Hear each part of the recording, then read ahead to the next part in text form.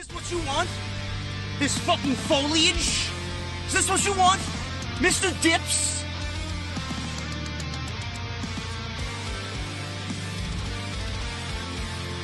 Is this what you want? Me standing in front of EC3 buying designer coats? Is this what you want?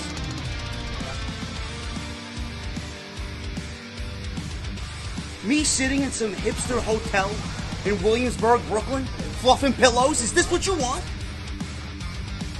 I don't believe this.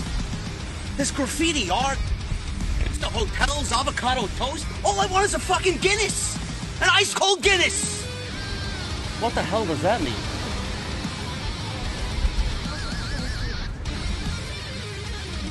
Oh, this is what you wanted.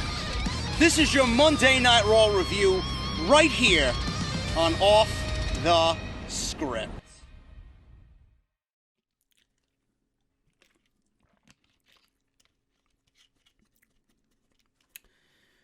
I need more water, man. I feel like I'm going to be here for a while.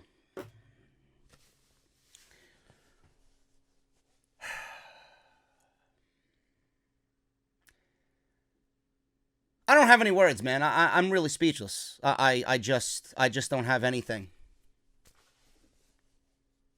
WWE has killed the fan inside of me. Really. Really. It's a joke. It's sad. It's depressing. It's a joke. I really don't even know what the fuck I want to even say here. I don't. WWE is really making it difficult for me to support anything that they do.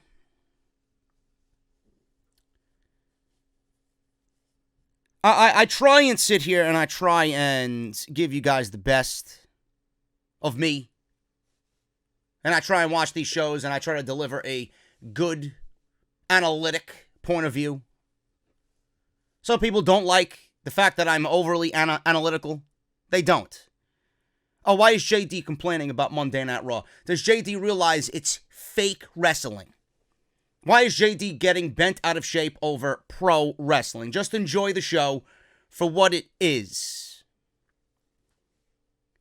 WWE is in such a state right now where it is genuinely embarrassing for me to even watch.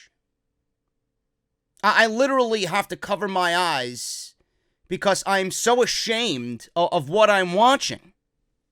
And this doesn't bother people. Oh, it's fun. Oh, it's this.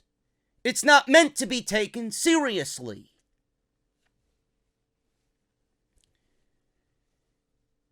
If you're a New York Mets fan, how do you guys feel about one of your star players going down with a fractured ankle that has nothing to do with him being on a baseball field? Are the Mets fans taking it lightly? Oh, it's nothing. He was having a good time.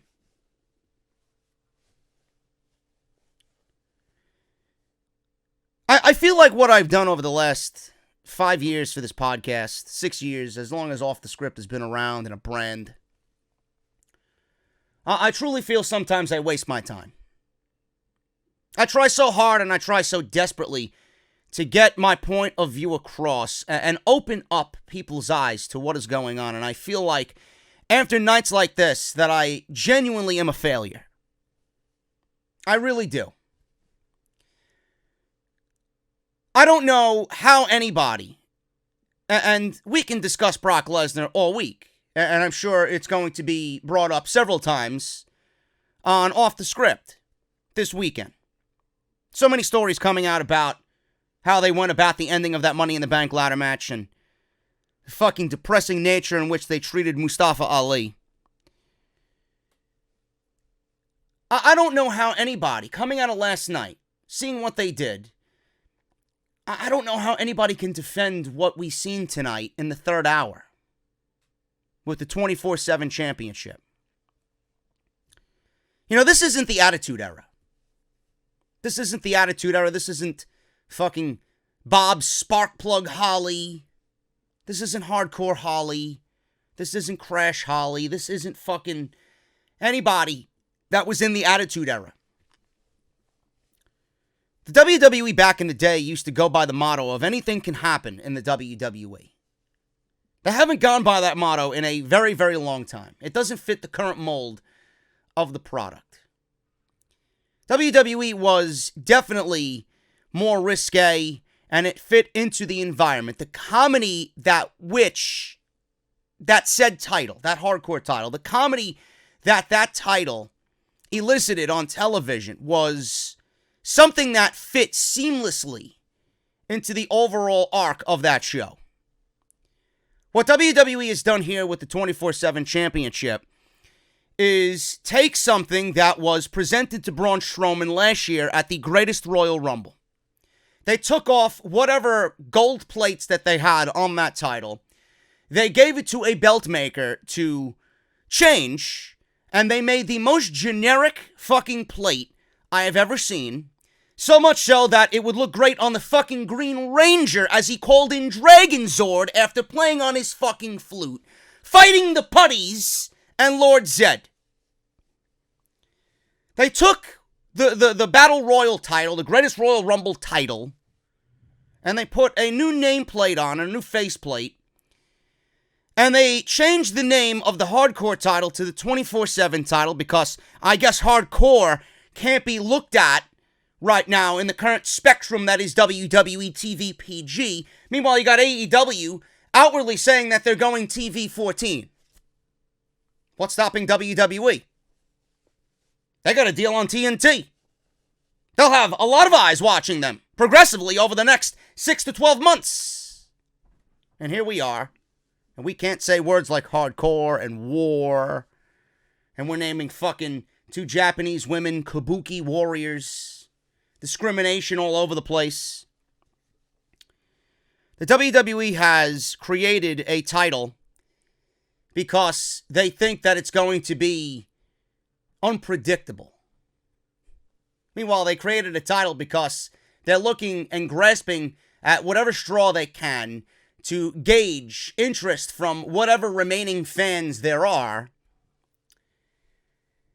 And they created a title that Mick Foley stated would be defended 24/7, 7 days a week, 24 hours a day, in the third hour of Monday Night Raw each and every single week, and that we need Monday Night Raw to be Raw again. First of all, Monday Night Raw will never be Raw again as long as Vince McMahon is alive.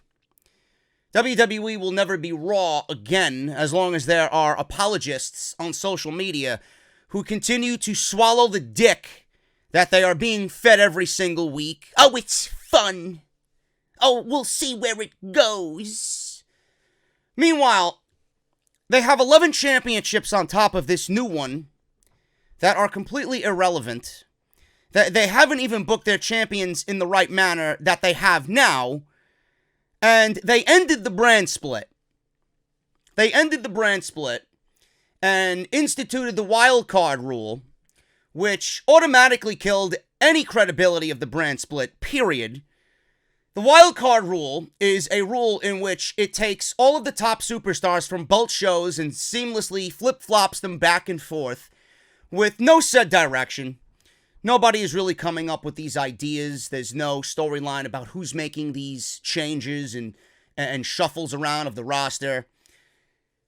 WWE has taken all of the top guys on Raw and SmackDown and flip-flopped them back and forth between these shows, ultimately killing any TV time for anybody else on the roster that is mid-card or below. And they created this title simply to get everybody a role on the show. But what WWE is really doing is they're telling you without directly telling you that the rest of their roster outside of who is moving around legitimately in the wild card is nothing more than a fucking joke. A joke. They realistically created a title that is for everybody in catering. Do you know how ridiculous it looked to see Bobby Roode running around and scrambling around and flailing around? Bobby Roode. One of the greatest NXT champions that has ever stepped foot in that promotion. Bobby Roode flailing around fighting over a worthless championship that was already dead upon arrival. Bobby Roode, who changed his look in hopes of getting a new push on WWE TV, ultimately delegated to the bottom of the barrel once again, and now scrambling for a title that is, again, dead upon inception. This doesn't elicit fun. WWE is absolutely scrambling for whatever remaining viewers that they have left in hopes that they remain interested. There's only a few things that I can contribute to you guys and to this show when it comes to 24/7. WWE and the 24/7 rule, there's only a few things that WWE are doing 24/7. They're losing people by massive amounts 24 hours a day, 7 days a week. They got nothing but AEW on the mind 24 hours a day, 7 days a week. They got champions losing every single week, 24 hours a day, 7 days a week. This company is run by a man who is senile and fucking demented, who is absolutely killing the company 24 hours a day, 7 days a week. People like me and you who watch this shit every single week are losing our brain cells more and more every single week, 24 hours a day, 7 days a week. WWE continues to abandon their fans 24 hours a day, 7 days a week. I don't know who could be in agreement with what we've seen tonight. It's downright embarrassing.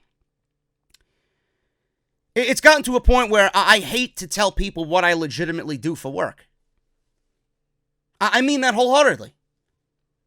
I will never, outside of this hat, which I've never gotten a negative reaction about, or my NXT hat, I'm proud to wear this hat when I go out or if I'm out casually somewhere. People notice it. Oh, you're a WWE fan. More times than not, I want to tell them, no, I'm really not. I just like AJ Styles and what he represents. You see, I have no problem wearing an AJ Styles hat because I know how great he really is. I have no problem wearing a Johnny Gargano t-shirt or a Tommaso Ciampa t-shirt. I have no problem wearing the NXT gold and black. I have no problem wearing the NXT logo. I don't have any problem wearing an AEW branded merchandise. Whether it's a Kenny Omega t-shirt or a Young Bucks t-shirt or a Marty Scurll t-shirt or a fucking AEW hoodie. That has got me more attention than anything in the last month and a half that I've been wearing it. I'm proud to wear that merchandise because I'm proud of what it represents. I'm proud of what Cody, the Bucks, and Omega are doing. Because I've been there. I'm proud of what NXT represents. It's a brand that caters to what we really want out of a pro wrestling show. I just can't believe WWE thinks what they're doing is going to generate interest. 24 hours a day, 7 days a week, WWE is looked at and mocked on social media. 24 hours a day, 7 days a week, WWE is looked at as a fucking joke. Just keep this in mind. This is the last show that they put on before Double or Nothing on Saturday. After what we got at Money in the Bank and after what we got tonight on Monday Night Raw, I hope Double or Nothing absolutely slaughters everything in its path. Watching this tonight, if I'm Cody, if I'm the Bucks, if I'm Omega, if I'm Tony Khan, or anybody involved in AEW, I'm watching this and I'm fucking laughing my ass off. This is what they have to go up against. And people don't want an alternative. People don't want an alternative to the WWE. Why not? Why not? If we didn't get an alternative, there would be no hope in change. WWE thinks they're changing and adding things that are going to generate interest, but at the same time, the more they change, the more they embarrass themselves. AEW is coming in, and they virtually have absolutely no challenge to even put on a good show. They have nothing to challenge them to put on a good show. It's not like they're going out there and looking at WWE as some sort of fucking heavyweight challenger that's undefeated, like some world champion. AEW is walking into the pro wrestling game when WWE is at its weakest. When WWE is at its most embarrassing. They virtually have to do nothing on Saturday night to put on a good show.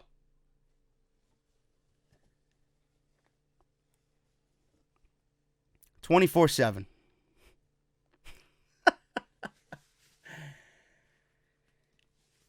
You know, all you need to do is take the champions that you have now and book them with credibility. All you have to do is take the champions that you have now and book them legitimately.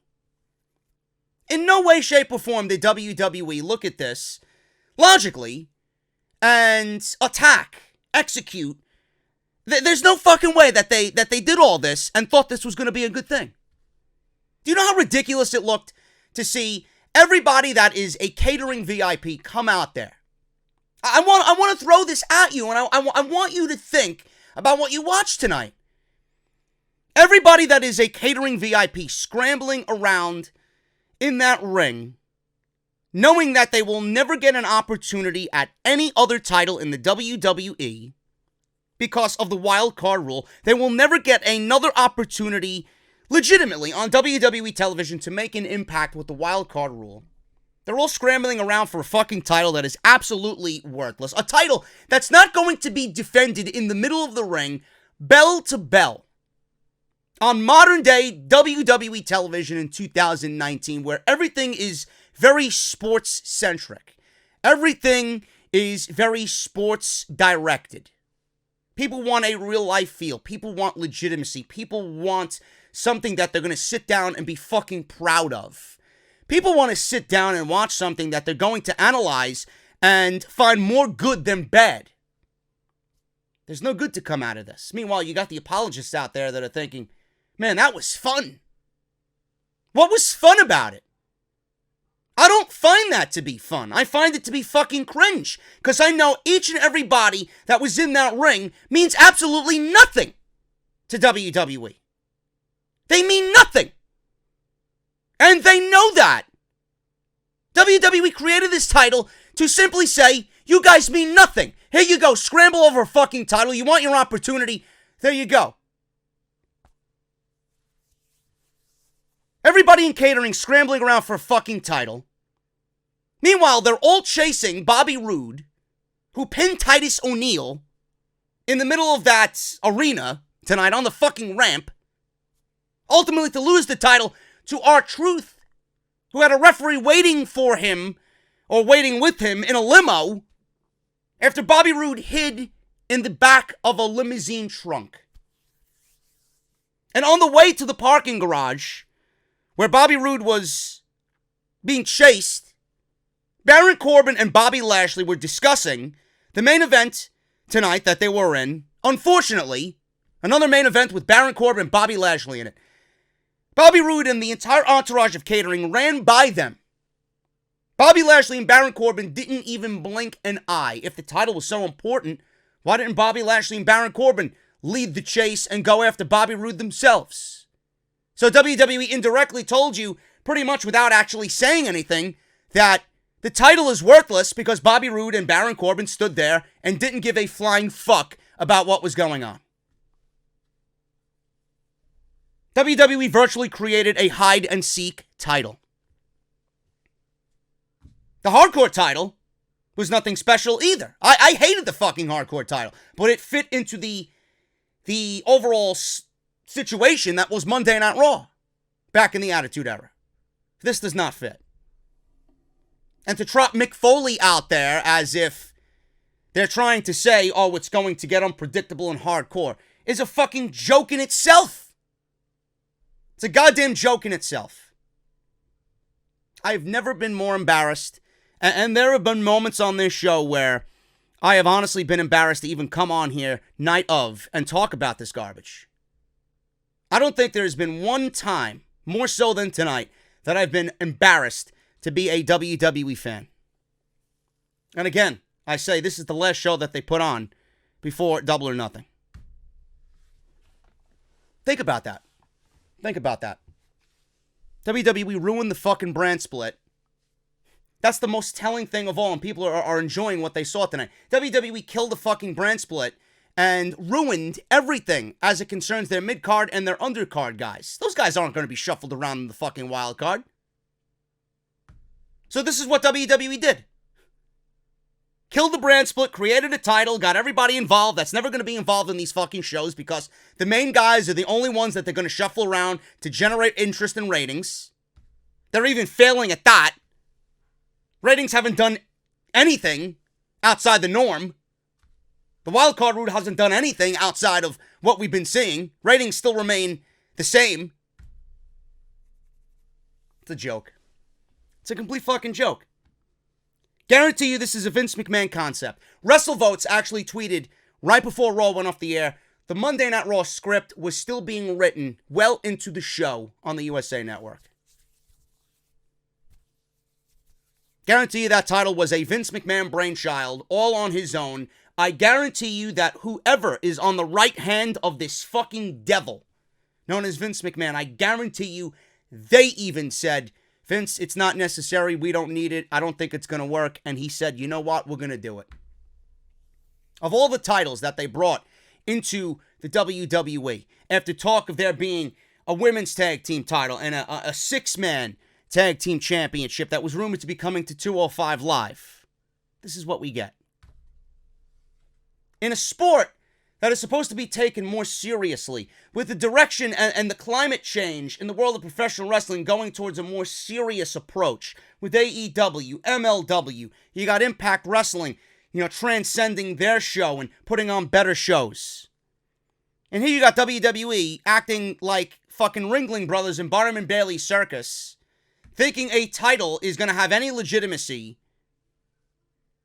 with what is going on with the 24/7 title. How could you take a title seriously when there's been 3 title changes in one fucking night? I'm not about to go back to the Attitude Era. Nor should we. I'm going to say the same thing that everybody else says when people want the Attitude Era to come back. It's dead. It's dead. It's long gone. It should never return. What WWE needs to do is start booking better shows. How many times do I have to reiterate this to you? Book better shows. Write shows that don't insult our intelligence. Make your champions credible. Develop stories that last for months so the fans are invested in said characters. So when those matches happen, we don't get boring crowds and crowds that are walking out early. I don't understand where WWE thinks that we need more fun. We need more comedy. We need more unpredictability. This is the wrong way to go about unpredictability. I want a serious fucking show. I want champions that are legit champions. I want championships that actually mean something instead of being looked at as a fucking prop. This belt looks like I could go down aisle 7 in Toys R Us and pick it up off the fucking store shelf. You're a joke, Vince. You're a complete fucking joke. I won't use the word failure because your company's worth $7.2 billion. Or whatever the fuck it's worth with the stock market being where it is. You're a joke. Everything you've done in 2019, and I don't believe how I could even be saying this after the fucking miserable year we had in 2018. We're not even through half of the fucking year in 2019, and they've already beaten themselves as far as terrible when it comes to creative on Monday Night Raw. And we have 6 months left to go. Imagine that. We have 6 months left to go.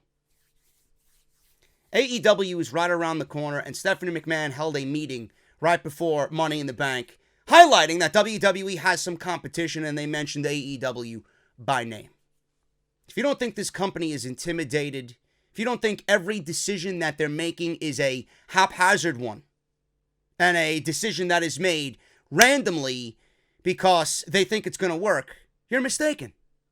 They know this shit is not going to work. Everything that they're doing is a desperate reach for interest. And a desperate reach because they know that they're going to have their shit pushed in just a couple of days.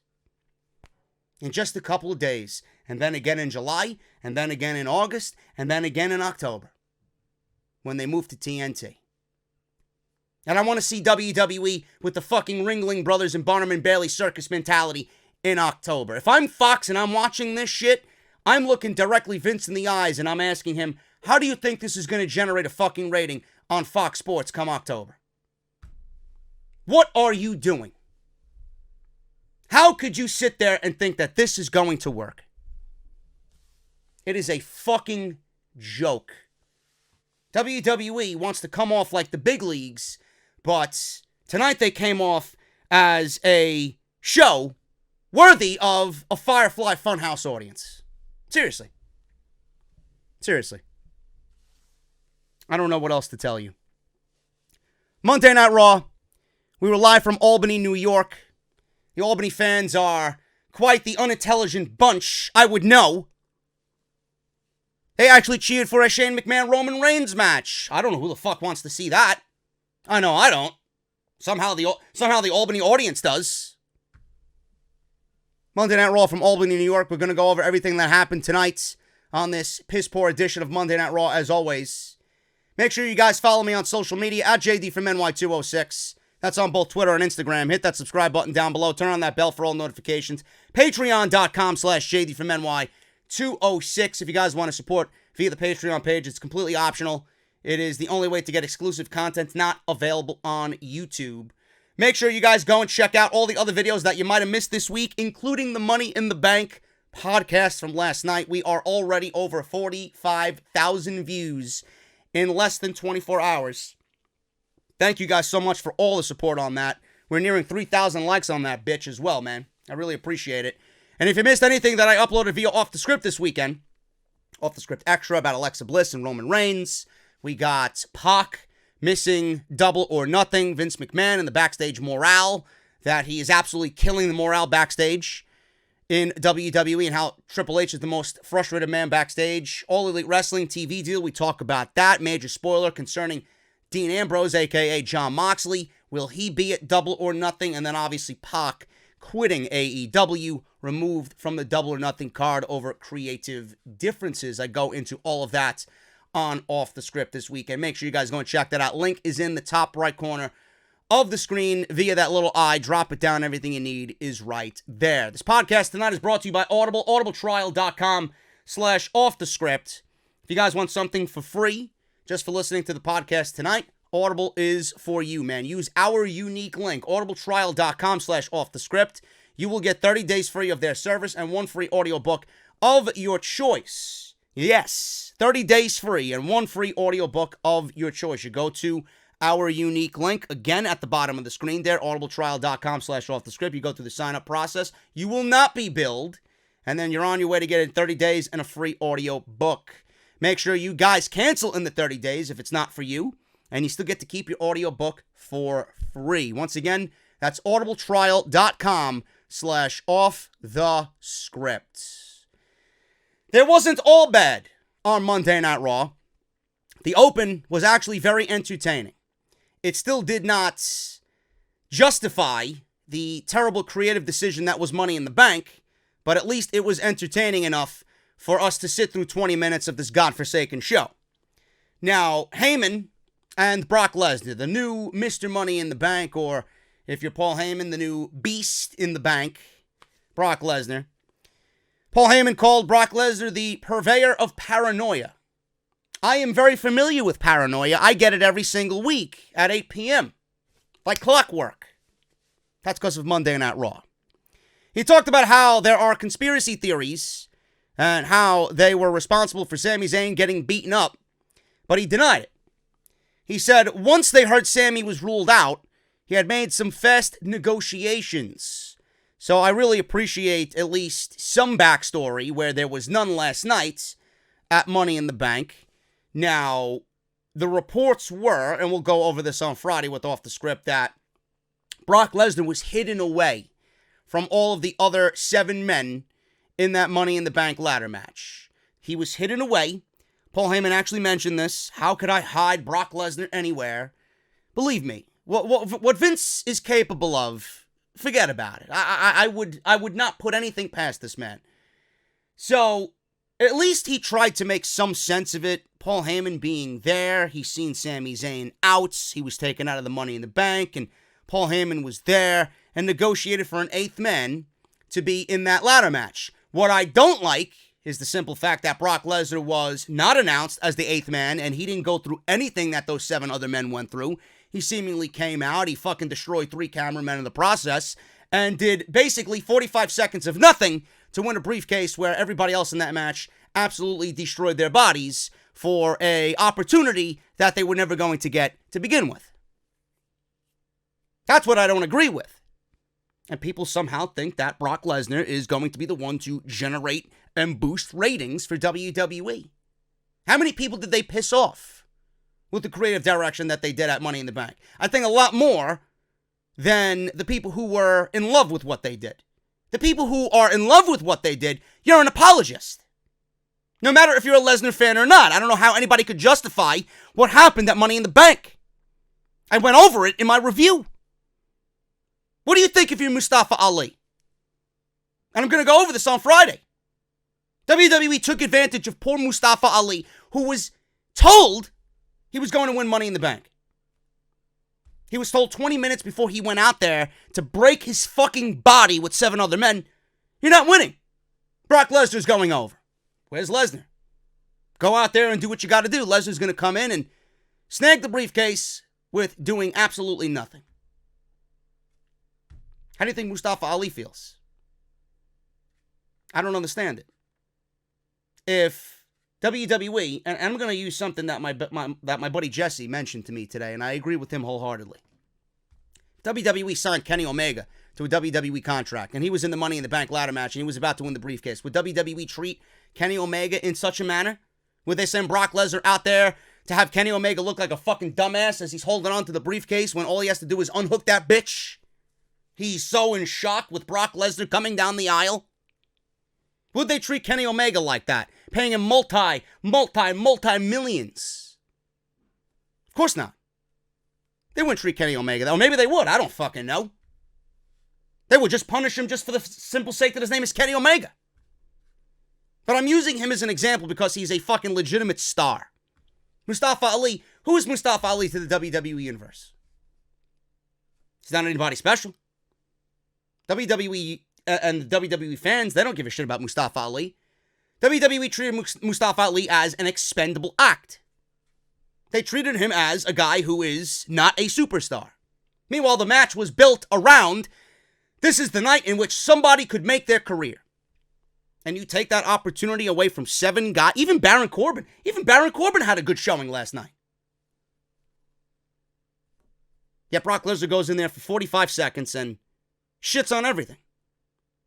And Brock Lesnar's laugh, I mentioned this last night, Brock Lesnar's laugh was indicative of what WWE thinks of their fans. Pretty much Brock Lesnar was Vince McMahon in beast form, laughing. What a terrible situation. And you think that, Rollins and Becky and Kofi, they're not getting the job done. WWE gave you what you want legitimately, and you're still crying. Now it's time to go back to the beast. Now, that's not how things work. That's not how things work here. Nor should it be the way things work. So you're going to go back to a fucking guy who took championships upon championships upon championships and sat home in Saskatchewan hunting deer while everybody else on the roster had nothing to fight over? Brock Lesnar's not the biggest box office draw that you have anymore. Maybe by name, but I don't see people subscribing to the network to watch Brock Lesnar. I don't see people going out of the way to watch Brock Lesnar on WWE television. Brock Lesnar is a figment of their imagination. The ratings and the buys and the subscriptions that he somehow brings in is nothing more than a figment of WWE's imagination. And you're taking this and the idea of this and you're shitting on all of your roster. And then you want to not create new stars because you think Brock Lesnar is going to get the job done. I don't understand you. WWE is telling you that they are not creating new stars.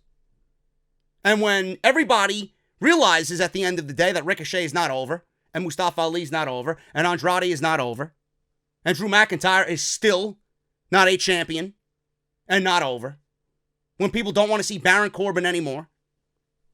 Finn Balor is a shell of his former fucking self, still. You could look at that moment and realize why.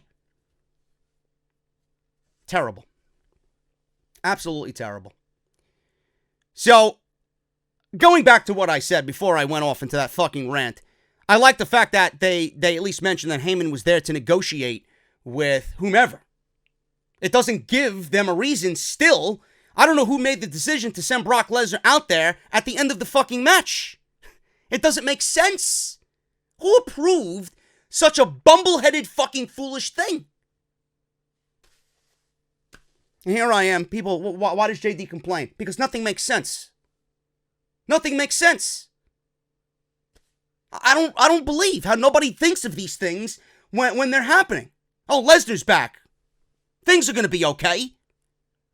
Don't you realize that they have to fucking have Lesnar on TV after him going away, ultimately to bring him back? What do you think that is? It's a fucking Band-Aid. A Band-Aid on a problem that is not going to go away with Brock Lesnar alone. Heyman said Lesnar literally has a contract on the championship reigns of Seth Rollins and Kofi Kingston. As he talked about Lesnar being able to demand Seth defend the title anytime he wants, he was interrupted by Seth Rollins' music. Seth came to the ring, and Seth says he should be ecstatic about retaining his title, but instead he stands there with Lesnar and Heyman right in front of him. He says he's trying to be a champion, and a champion that you never had the guts to be. And here Brock Lesnar's laughing at Seth Rollins. Rollins goes over, I beat AJ Styles in one of the best matches of my career. He really brought out the best in me. Yeah, but so did Lesnar. Lesnar beat AJ Styles. That's not something that you could really hang your hat on when you're talking to this man. Lesnar did the same thing. So, right then and there, you're not really making yourself look strong in front of a guy who just won Money in the Bank. So, Seth proposed that he beat Lesnar at WrestleMania. I could do it again. How about you be a man and cash it in tonight, because he doesn't want to wait to prove that he can beat him again. Heyman told fans not to encourage Seth. Everybody went crazy. I would have loved this, but WWE is going to drag this out for a little bit longer. Until next week. He told Seth that he has to wait until Brock feels like cashing in the Money in the Bank contract because it's Brock's game of anticipation. And I love that he stressed that long pause in anticipation. Anticipation. Pretty much a play on words saying that you never know when Lesnar's going to show up. Heyman says it's like waiting around 7 hours at WrestleMania to see his girlfriend main event WrestleMania like he dreamed of doing. I love that line. That was one of the best lines of the entire... Actually, it was one of the... Probably the best line of the entire night outside of what Becky Lynch said about the Iconics. But I love that line. And all Seth Rollins had to do, instead of getting up in Lesnar's face, I did main event WrestleMania. Does WrestleMania 31 ring a bell? That's all he had to say. But he took the words of Paul Heyman and he took them to heart. Kind of made Seth Rollins look a little bitch-like. I wish he would have said something back in retaliation verbally. Heyman told Seth he might not even be worthy of facing him. He said maybe Lesnar will cash in his contract against a new challenger. Maybe it's a new day. Yes, it is. For Brock Lesnar. Kofi then came down. He entered and yelled, "Wild card." Wild card. Says he wants his title reign to go down in history as one of the best of all time and establish his legacy, so he told Brock to cash in on him tonight. Heyman said Lesnar is the reigning defending heavyweight champion of the box office, and the two champions came to him asking for a match. He didn't have to go to them and tease a cash in. Heyman says he has inside word that Seth and Kofi will be wrestling tonight and Lesnar will be sticking around. As they used to say in the TV commercial, stay tuned, folks. The beast is yet to come.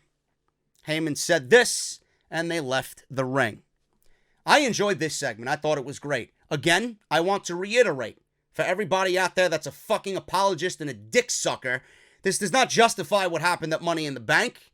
And WWE ultimately is taking all of the unpredictability out of the Money in the Bank briefcase, putting it on Lesnar, and have ruined 12 months of storyline just for the sake of a instant gratification pop right here with Brock Lesnar, Seth Rollins, Kofi Kingston. We all know this is going to culminate on June 7th. There's no secret here. Lesnar's showing up. That's his next advertised event. When is it going to be? We don't even fucking know where Brock Lesnar's going to land on the WWE calendar outside of June 7th. So they're going for the instant gratification. It does not justify what happened at Money in the Bank, all because we got a great promo by Paul Heyman. We got boombox bouncing Brock Lesnar. It doesn't justify. A few laughs here and a great promo here don't justify what happened at Money in the Bank. Get over yourselves. He came out, they had an interesting promo with both Kofi and Seth Rollins, and that was it.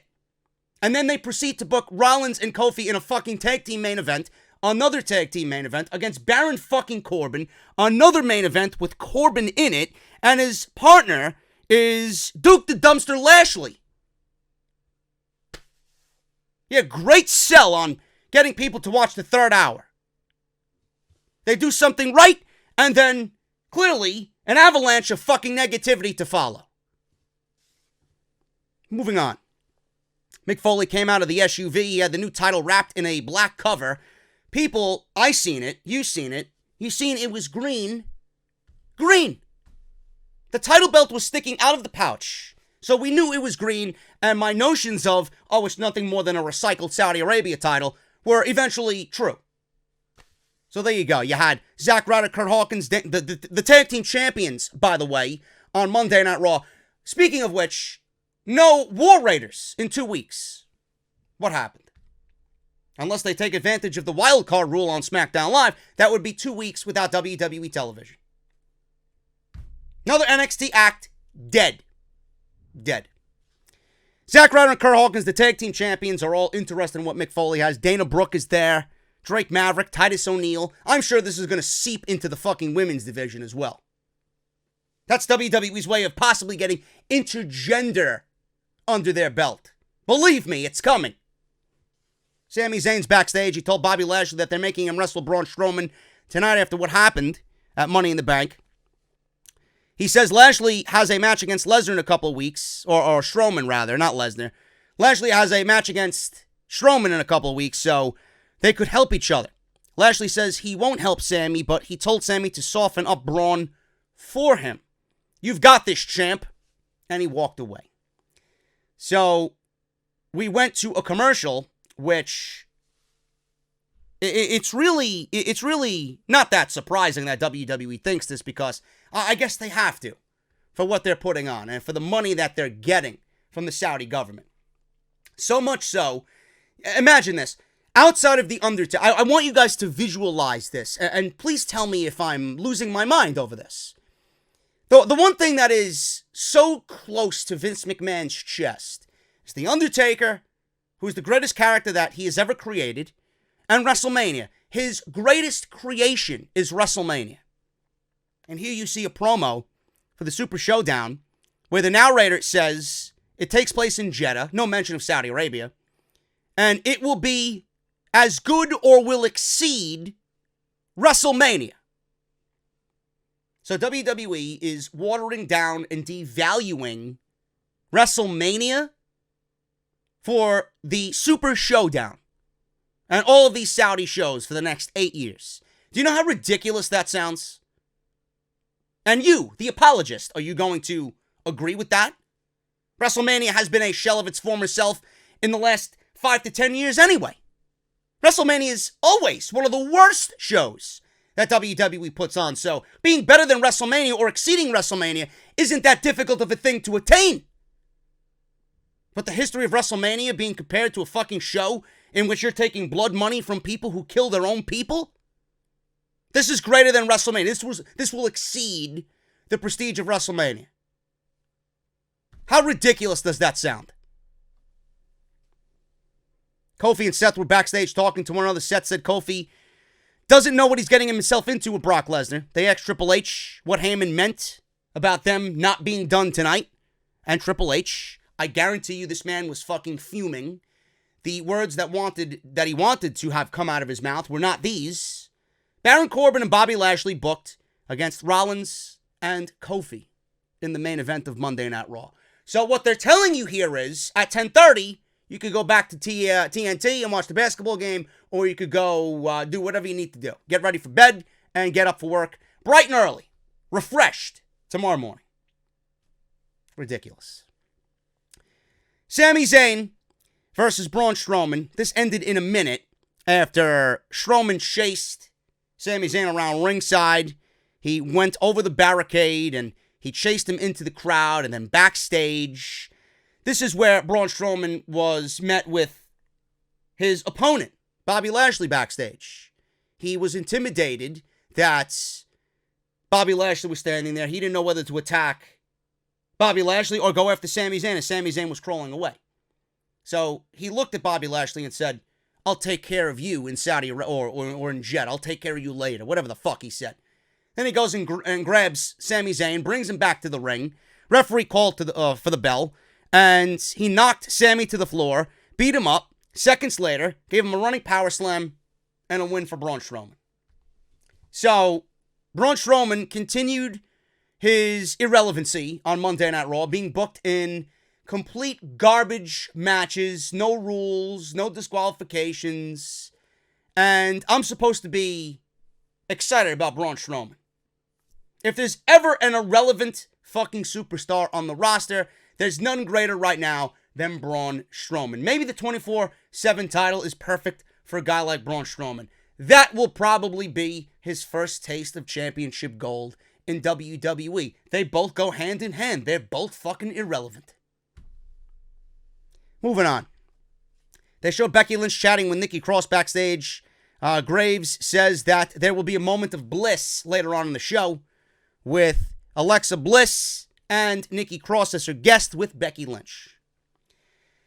We had Lars Sullivan in the ring, and it was supposed to be an exclusive sit-down interview with Lars Sullivan. I didn't know how much of a bright idea this was, being that Lars Sullivan is in the news for all the wrong reasons as of late.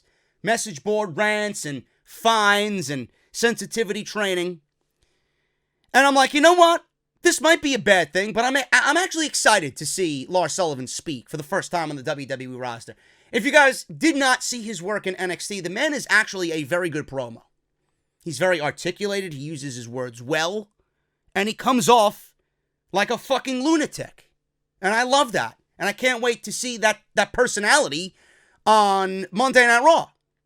And I feel like it's something we need to see because there is definitely something missing in the way WWE is booking Lars Sullivan at the moment. But putting a microphone in front of him on Monday Night Raw right now might not be the best of things. And WWE sent out the Lucha House Party. Kalisto, Gran Metalik, and Lince Dorado. They wanted revenge for what happened at Money in the Bank. They got the best of Lars Sullivan for a little bit. Lars Sullivan never came off his feet. That was a good sign. Because if he came off his feet, then that would be an issue.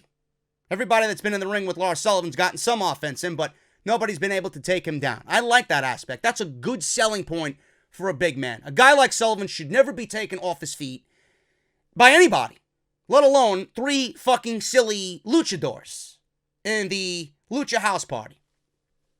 So they tried. They came out there and they all suffered the same fate that happened at Money in the Bank. And Lars Sullivan yelled and he screamed very primally. And that was it. A waste of a segment. A waste of a segment. It didn't do anything at all. Apparently, if you watched, he was sporting some very noticeable stitches on the top of his head because he got busted open at Money in the Bank. And Kalisto kind of insinuated that it was purposely done. He eventually deleted the tweet on social media last night after Money in the Bank, but people obviously in this day and age screenshotted it before it could disappear completely. So, I don't know if it was done purposely, but I would not be surprised if it was done so. It actually added a nice little dramatic effect to the overall scenario that was at Money in the Bank, but Sullivan was sporting some big stitches on the top of his forehead. So, we went from that to a segment that aired on WWE.com, I believe, where Ricochet was being checked out by a trainer backstage. Cesaro walked in and told the trainer not to baby him and said, this is part of the bubble wrap generation. Ricochet says his back isn't hurting too much to compete tonight. And the one thing that I noticed, I don't know how tall Cesaro is, but man, he was dwarfing Ricochet. Ricochet was here, and Cesaro was about here, looking up at him. I didn't think Cesaro was that fucking tall, but I guess that means Ricochet is really a vanilla midget, huh? WWE certainly treating him like one. Loses in 7 minutes to Cesaro. This was actually a very good TV match. Something in which I'm not surprised by with both men, just based on what these guys can do. But the match itself went to Cesaro when he got Ricochet in the neutralizer. There was a great spot in this match where Ricochet was standing on top of Cesaro's shoulders. And he did that tilt-a-whirl all over the place, around the world, into the head scissors. Looked great. Looked absolutely great. There was a back body drop in this match by Cesaro, executed on Ricochet, where I felt like he fucking went into orbit and then eventually came back down. That's how high he went. This was a very good TV match. Fans were chanting this was awesome. This was not the only good TV match that we had this week on Raw, which surprises me, seeing how shitty the fucking show really was tonight. Eventually, a neutralizer for the win. Cesaro gave Ricochet a press and a back breaker, and then a neutralizer for the win. Why is Ricochet losing on WWE television? This is like, what is this, the third loss? Bobby Roode, Baron Corbin, and now Cesaro. What's going on here? Like, I understand. By the way, Cesaro actually had new theme music and a new graphic, which we actually recommended here on Off the Script 2 weeks ago. So, I don't know if anybody's listening to me or if it was just a mere coincidence. It's probably the mere coincidence. They knew that Cesaro needed a change. They knew that Sheamus wasn't going to come back and team with Cesaro, which I think is probably the best, because I don't see WWE pushing Cesaro in the way that I think he deserves to be pushed, but that's neither here or there. Cesaro got a new entrance, new graphic. It looked great. New theme song really, really went well. I enjoyed it. And I think it's going to give him a much-needed identity away from the bar. But for Ricochet to lose now 3 times on Monday Night Raw, not really all that great of a creative decision. This man is a shining beacon that is the future of WWE, and he's already lost, coming out of WrestleMania, 3 times on Monday Night Raw. And had a ladder match in which he competed in seem irrelevant because WWE trotted out Brock Lesnar to do virtually nothing and ruin everybody's hard work. Ricochet looks like he is absolutely beaten down, and not because of the ladder match, but Monday Night Raw. Ricochet is being beaten down by the monster that is Monday Night Raw, and not in a good way. I don't know why he is losing, and Aleister Black, who was moved to SmackDown, has not even had a fucking match yet. Meanwhile, these guys were together for 2 months and looked unstoppable. And here he is on his own losing on Monday Night Raw. I wonder what Papa H is thinking about Ricochet. I don't get it. How you have him in NXT, be treated like a star, he comes to the main roster, and he's losing to virtually everybody on the main roster. And I don't want to hear that Ricochet can eat losses. No, he can't. You're pretty much telling me that all you find in Ricochet, whatever value you find in Ricochet, is nothing more than a fancy flip here and a fancy head scissor there and a dive over the top rope. That's the only value that WWE apparently finds in Ricochet, and it's fucking disgusting. Meanwhile, the guy should honestly be challenging for some sort of mid-card title. Already. Shame on you. Then you wonder why WWE mid-carders are asking for their release, depressed. Then you want to know why WWE doesn't have any true stars. Because they're fucking losing every week. Cesaro, 7 minutes, beats Ricochet. We go from that to Charlie Caruso interviewing AJ Styles about losing to Seth Rollins. He talks about how he said he likes to work hard for something, but the truth is he can beat Rollins, and that wasn't it last night. He wants another shot. He says Seth was the better man, and then in comes Baron Corbin. And he said something purposely, and it gives you a little tease of where they're going. He mentioned, you didn't beat Seth Rollins at Money in the Bank. You didn't win the Universal Championship, but I beat Seth Rollins a couple of weeks ago. I pinned the Universal Champion on Monday Night Raw. I did something you didn't. WWE is easing you in to an Extreme Rules or Stomping Ground main event of Baron Corbin versus Seth Rollins for the Universal Championship. I honestly believe Brock Lesnar is challenging Kofi Kingston in Saudi Arabia, because there's no other reason for him to challenge Seth Rollins. The only thing would be to get back, and it does make sense, but I don't think WWE is going to do that. Brock Lesnar's not the type of guy that's going to take advantage of an opportunity. Why would he sneak a cash in? That's not Brock Lesnar. That was Seth Rollins when he did it at WrestleMania 31, but that's not Brock Lesnar. Brock Lesnar's going to say, bitch, I'm cashing in here and I'm taking your fucking title. I'm going to eat you and spit you out and leave nothing more than fucking ash in my destruction. Brock Lesnar's not going to fucking sneak a cash in and be the ultimate opportunist. When has Brock Lesnar ever been a fucking opportunist? The guy's going to show up in your fucking face, he's going to knock on your front door, and fucking snap your neck. Give me a break. He's challenging Kofi Kingston in Saudi Arabia. And I think Seth Rollins is going to challenge, or Baron Corbin is going to challenge Seth Rollins. There you go, folks. It's going to be a long summer. It's going to be a long summer. Roman Reigns came out to more muted reactions on Monday Night Raw. Typical Kevin Dunn. Typical WWE. Here comes the big dog, says Michael Cole. It's what the superstar fucking shakeup was for, to get Reigns back on SmackDown Live, to get Reigns on SmackDown Live, and then have him move to Monday Night Raw. And we should just honestly name this the Roman card rule. Seriously. Roman Reigns 24 hours a day, 7 days a week on WWE television. But the ratings are going to increase because Roman's on TV twice on Monday and Tuesday. Reigns is in the ring. He really didn't say anything. He stood there like a dumbass. Out comes Shane McMahon. Shane McMahon is saying that Reigns was using the wild card rule to show up on Raw again. Why? I don't know. He didn't say anything. Why is he there? Who ordered him to be there? What is he actually taking advantage of? None of this was answered. I ask you, what did Roman Reigns take advantage of on Monday Night Raw? He didn't even wrestle tonight. So why was he there? Was it really a necessity to have Roman Reigns on the show? Was this segment necessary? Was this segment something you couldn't do on SmackDown Live before we get another fucking rematch with Elias on SmackDown Live? Yes, another match with Elias. So now you know when to take your piss break on SmackDown Live. I don't understand it. So, he said he proved his point last night, so now he's done with The Miz, and he's turning his attention to Roman. Oh, you're really done with The Miz, huh? Sure you are. He says he can't get out of his mind that Roman cowardly struck his dad. Still, we don't have a reason as to why that actually happened. Whom he called a national treasure, who I call a fucking senile old fuck. Roman, you disgust me. Shane, are you fucking speaking to me through fucking telepathy?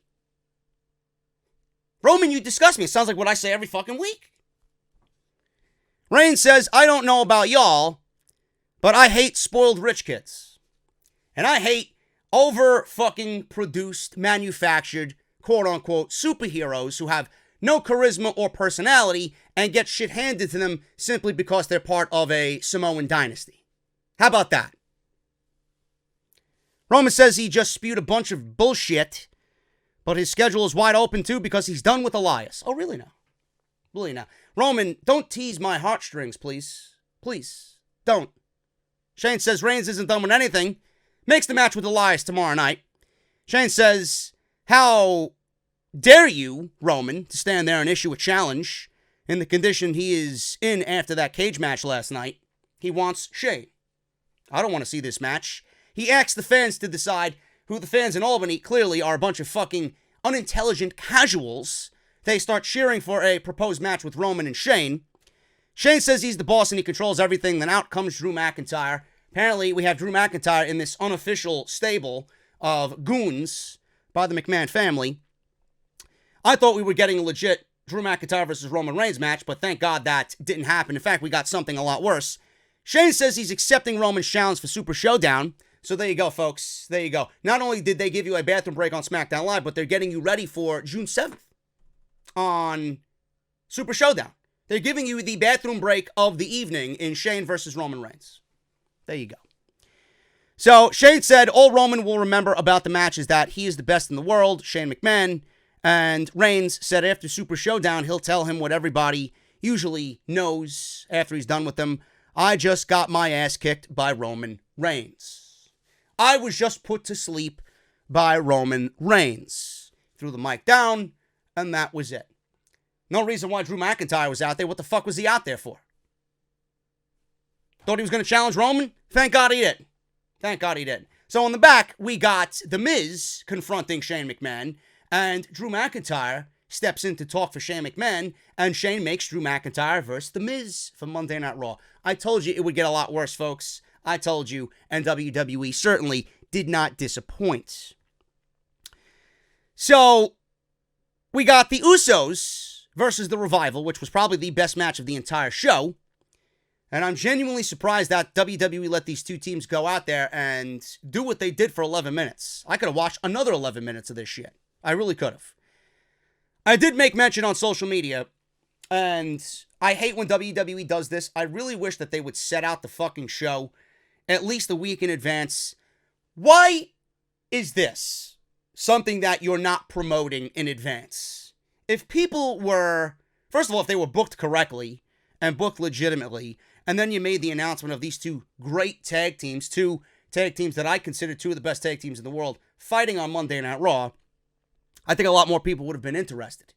But here you go, and you treat the Revival like garbage. The Usos are nothing more than a fucking jackass ripoff now, doing their fucking whoa, and moving away from the Uso penitentiary bullshit. They're not as rugged as they used to be. I don't understand why this match was announced within 10 seconds of the actual match taking place. Why? These two teams are too good for that. And being that we've gotten what we got with these teams already, who legitimately cares? But you know what? They got over by work rate tonight. So if everybody telling me that work rate doesn't matter, clearly it mattered. It mattered in Styles and Rollins at Money in the Bank. Story there was fucking pretty much non-existent outside of what they told in that video package they did before the match. They got over by work rate. These guys got over by work rate. And what is it with Michael Cole saying that the Revival are one of the greatest tag teams in the world? What have they done in WWE for Michael Cole to even state that on commentary? Was it something that Michael Cole truly believes in? Or is it something that they're using as a way to mock the Revival? Because Dash and Dawson always say that they are the greatest tag team on the planet. I honestly think it's option number 2. Because WWE has done nothing but embarrass the Revival. How could Michael Cole say that they're one of the greatest tag teams in the world? Doesn't make sense to me. This was a great match, though. This was a really, really, really good match. Revival wins towards the end of this thing. One of the Usos shouted, bitch. I don't know who it was, but I heard it. Shouted, bitch, at the Revival, which prompted Michael Cole to acknowledge trash talking. That's not the only thing that we acknowledged in the ring. We'll discuss that in a second. The Usos did some dives. Dawson surprised Jay with a small package for a near fall. Jay then super kicked Dawson, and that led to a close near fall. Dawson rolled up Jay and yanked his tights for the 3 count, and that was pretty much it. So the Revival steal a victory. Cole called it a huge victory and some retribution for the Revival, but where do they go from here? Listen, now the Revival should show up on SmackDown Live and challenge for their tag team championships. That's what I think should happen. But it really doesn't make sense. Going back to Money in the Bank, the Usos just beat Braun and Rowan in a non-title match at Money in the Bank on the pre-show. They turn around 24 hours later and lose to the Revival, the Usos do, on Monday Night Raw. So where does that now position the Revival in the landscape of WWE Tag Team Championships? If I'm booking this thing, the Revival and the Usos right now are either neck and neck, or the Revival is above the Usos. They just beat the team that beat the champions. So what does that mean? We'll see what happens. I don't know. We got a segment with Alexa Bliss getting all made up, and she's telling Nikki Cross that he didn't win Money in the Bank. Listen, honey, at least she went out there and fucking wrestled. Much more than you've done in all of 2019. The Revival come by and start celebrating their win. Scott Dawson is standing there, and Dash Wilder is spitting all over himself. I can imagine Vince McMahon and Kevin Dunn fucking furious, with red in their face and red in their eyes, just looking at this guy spit everywhere. And Alexa Bliss gave a legit reaction. Ew. So that was pretty disgusting. Firefly Funhouse.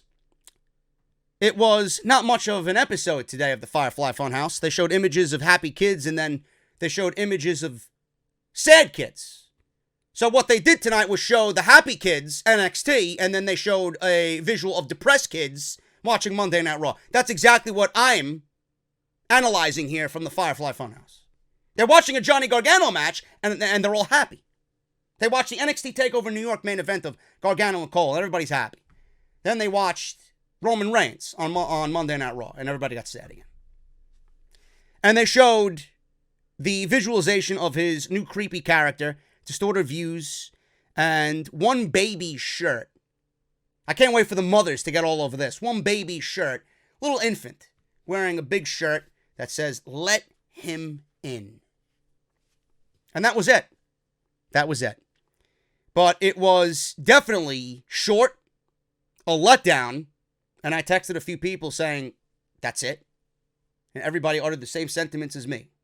JD, I was just thinking that same thing. That's it? Either this means that we're nearing the end of these segments and we're finally going to see Bray Wyatt on television, or WWE is saving some more of the best yet to come type shit in the weeks to come. I hope I am right on that last assessment. We'll see what happens, but not much of a Firefly Funhouse, being that is the most popular thing in WWE right now, and it's the most viral thing that they got on their YouTube channel. People are going to be let down this week by a lack of continuation of the Firefly Funhouse. Alexa Bliss is out there with Nikki Cross. She complained about a cup of coffee. She requested coffee. Guy walked up with her, or walked up to her, rather, with 2 cups of coffee. Exactly what I need when I'm watching this fucking show. In fact, I did have 2 cups of coffee to virtually stay awake for this entire fucking show. She handed 1 cup to Nikki Cross. Then she introduced Becky Lynch and noted that she did not retain her SmackDown Championship last night.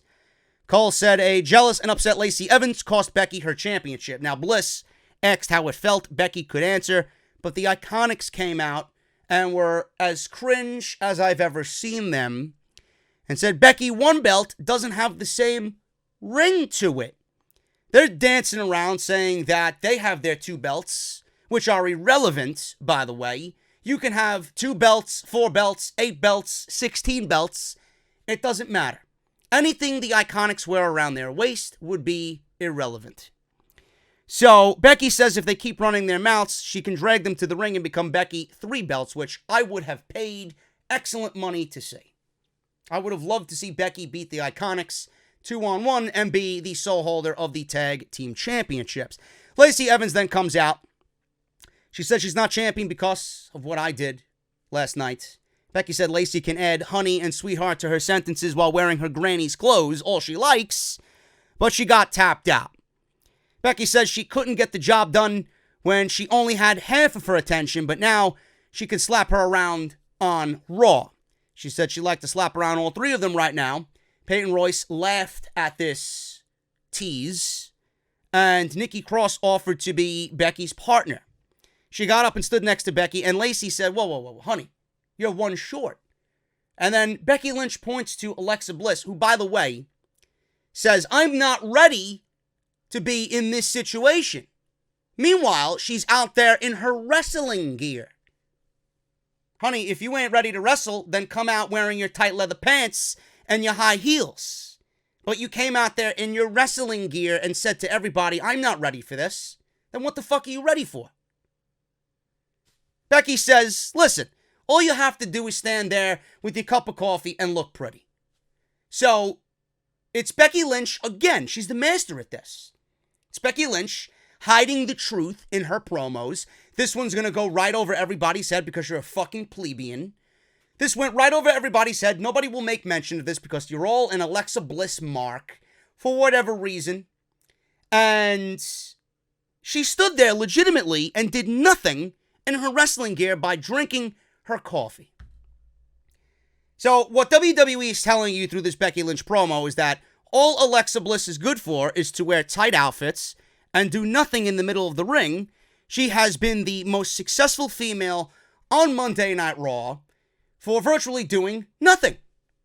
I have never seen a woman in the history of WWE do so little and achieve so much. I am going to go out there and say this. You can quote me on this. Alexa Bliss is now worse off than Eva Marie. Alexa Bliss is the Eva Marie of WWE. How sad is that? First it's luggage, then it's a wardrobe, then it's shoes, shoelaces. Why don't you just come out there and say, I don't like taking a bump, I hate wrestling, I don't know how to wrestle. Simple as that. She stood there while Nikki Cross and Becky Lynch did all of the work. The Iconics. The Iconics are truly the most dreadful tag team I have ever seen. Truly, two of the worst women I have ever seen perform in a pro wrestling ring, and I mean that with every fiber of my soul. This match was god-awful. Becky Lynch could not even take them and do right by them. They can't take a bump. They have absolutely no offense as your women's tag team champions. And there was a spot in the match where Billie Kay was standing too far away. Becky Lynch was on the top rope getting ready to dropkick Billie Kay. Becky Lynch audibly was saying 3 times, move closer, move closer, move closer. Billie Kay still didn't move close. Becky Lynch got at least 1 foot on the dropkick, and that was it. She goes off the top rope, she drops the leg drop on Billie Kay, and that was the match. It ended in 6 minutes. Becky and Nikki Cross win the match. Alexa Bliss is part of the match, JD. No, she wasn't. She stood there in short shorts with her ass hanging out, drinking a cup of coffee. And the only reason why Alexa Bliss was a part of this thing, wearing her wrestling gear, and I know this for sure, is because WWE management got a kick out of Alexa Bliss looking great in scantily clad clothing. It's the only reason why they sent her out there. She is absolutely fucking worthless. Just as worthless as the Iconics. How these women are champions, how these women are called champions, how there are people who legitimately have vouched for these women to be champions. You disgust me. You absolutely disgust me. You are the dumbest fucking people I have ever seen. You do not even deserve to have wrestling in your vocabulary. Awful, truly awful. If I was in charge of the WWE, Billie Kay and Peyton Royce would be destined to live in the PC forever. And even then, I don't think they'd get it right. Moving on. Foley came out with the 24/7 title. Says that WWE needs those vital 3 letters, R-A-W, to be Raw again. He said it's time to make Monday Night Raw Raw again. It's time to make Monday Night Raw great again, is what we should be saying.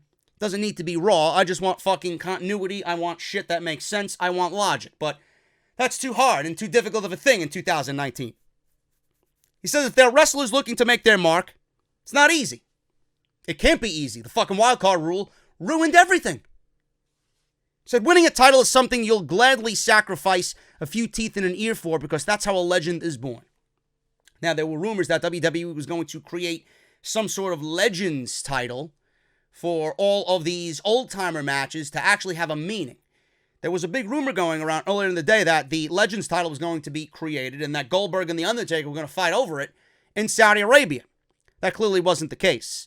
Then he said, it's an obsession that consumes you throughout the day, 24 hours a day, 7 days a week. Fans everywhere legitimately start to figure this thing out. He then took the title out of the black bag, he asked for a drum roll, and revealed the 24/7 championship. Fans were disgusted, to say the least. Maybe Albany isn't all that bad. Fans booed this. Fans booed this worse than SummerSlam did with the Universal Championship. That's how bad it was. People shit all over this. Foley didn't seem to know how to react to what was going on or what was being emitted from the fucking live audience. This was awful. Corey Graves even tweeted out a surprised emoji, the yellow emoji with the fucking eyes bugging out. And I tweeted Corey Graves, I'm like, For a man of many words, you have none right now. I know, Graves. It's terrible. It's terrible. I don't know if he blocked me or not, but more than likely he probably did. Seeing that, if you go to my Twitter, I had absolutely nothing good to say about this show outside of the fucking Revival and Becky Lynch. Foley then explained, as long as a referee is present, the title can change hands. He says, falls count anywhere, including the showers. Foley said the third hour of Raw is about to get downright mean, nasty, and dirty. He says, starting tonight, right now, here in Albany, New York, for the cheap pop, he says, it's time for a scramble. He set the belt down in the ring, and he said everybody from Raw, SmackDown, 205 Live, NXT, NXT UK, and WWE Legends are all welcome to take part in this 24/7 championship. He said, who retrieves and receives it, destiny is looking for you square in the eye. I don't know. This was absolutely fucking embarrassing. And like I said before, Vince McMahon doesn't have a fucking clue as to what is going on. You know, we've seen more commercials for the Secret Life of Pets during Monday Night Raw than I would like to have seen. Somebody should really sit Vince McMahon down and give him the secrets to write a good fucking wrestling show. Because clearly he doesn't have a fucking clue as to what he's doing. This is nothing more than another instance that shows Vince McMahon is completely out of touch with the fucking audience. This is another example of Vince McMahon not knowing what he needs to do. This is another example of Vince McMahon not listening to the fans on how to create engaging television. This is not what we need. This is not what we need. To see everybody scrambling over a fucking title as if it's a fucking Easter egg hunt was absolutely cringe-like and embarrassing to watch. I legitimately turned away. I had people texting me that they were legitimately laughing, and it was not in a good way. They were laughing because of how embarrassing it was. Shit like this makes you embarrassed to be a wrestling fan. And I don't know who in the community is going to say this. I swear to God, I'm looking directly at everybody in the fucking community who is a podcaster or a YouTube content creator. I don't give a fuck who you are, how big you are, how much dick you're sucking to hopefully get into the WWE. You are a complete fucking buffoon if you justify this fucking garbage. It's not fun. It's not needed. WWE has 11 championships in which they fucking tarnish every single week. And here you are accepting another one with open arms into the fucking WWE. Shame on you. Shame on you. You're a fucking joke. A complete fucking joke. WWE killed the brand split because of their own failures. WWE killed the brand split to get top stars on 2 shows every single week because of their own fucking failures. By doing that, they pushed everybody wanting an opportunity or likely to get an opportunity from the brand split. They pushed all of that opportunity pretty much to non-existent status. Thus, we got a championship that makes everybody on the roster look like a complete fucking clown. That's all this is. WWE had a good chuckle at what they did tonight. Our roster's a joke? Our roster's a joke. That's exactly what they told you. And they definitely came off as one. To see Bobby Roode, who had so much promise in NXT, scrambling over a fucking title in which everybody had an opportunity to go out there and scramble for, was embarrassing. Embarrassing. WWE sent out Eric Young, Titus O'Neil, No Way Jose, Drake Maverick, The Ascension, The Club, and you want to know why they're leaving in September and where they'll be going. In a day and age where things are getting more serious in the landscape of pro wrestling, you're all here about fun. I don't know what fun you found in this. Give me a fucking break. Maybe you should just fucking quit doing what you're doing and find a real fucking job, 9 to 5, that pays you a fucking minimum wage, because what you're doing right now is doing nothing more than embarrassing yourself in front of your audience. You're not being truthful to the fucking audience. There's no fucking way you can justify this in any means to me. None. It's not going to work. And with AEW showing up on TNT, I doubt they're going to have a 24-hour, 7 days a week title defended with fucking bullshit like this. Give me a fucking break, man. What a joke. Fucking joke. Complete embarrassing, man. I would never allow anyone into my home and willingly watch Monday Night Raw with anybody that I know personally. I'd feel like the biggest fucking embarrassment. And Cedric Alexander was out there. Of all fucking people, Cedric Alexander competing for this fucking worthless title. What does WWE think about Cedric Alexander? There you go. There you go. And Mick Foley said this is for NXT. Triple H, I guarantee I bet my soul on this. Triple H will never allow this fucking filth into NXT or NXT UK. You have to be fucking kidding me. This is a main roster only fucking dilemma. Title change 3 hands in one fucking night. Really went out of their way to kill it right away. Drew McIntyre with The Miz, one-on-one. Who gives a shit? I zoned out. As soon as that title scramble happened, I zoned out so quick, I couldn't even fucking begin to tell you. I zoned out. My head was in my phone for the rest of the goddamn fucking night. I didn't even watch this match. I seen a Claymore kick, and that was it. I'm like, thank Christ this is fucking over. Thank God this is fucking over. So we go from that. Drew McIntyre wins in 13 minutes. Garbage. Miz is still a fucking loser, even after losing at Money in the Bank to Shane McMahon.